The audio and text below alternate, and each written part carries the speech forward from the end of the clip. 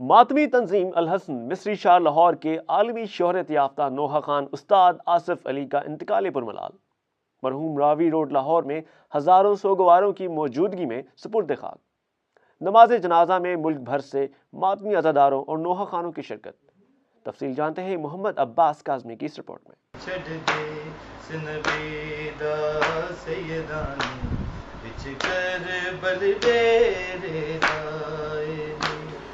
چھڑ دیس نبی داس سیدانے وچ کربل ڈیرے لائے نے، یہ نوحہ پڑھنے والے ماتمی تنظیم الحسن مصری شاہ لاہور کے عالمی شہرت یافتہ نوحہ خاں استاد آصف علی 9 جنوری کو جہان فانی کو چھوڑ راہی ملک عدم ہو گئے۔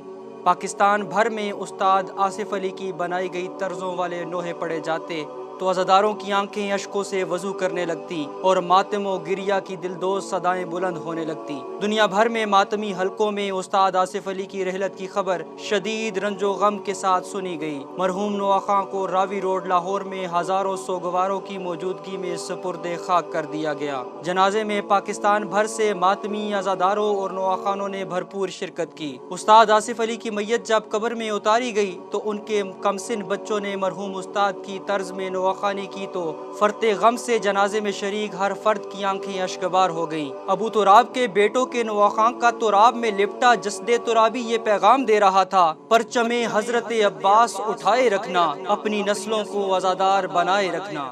کلو نفس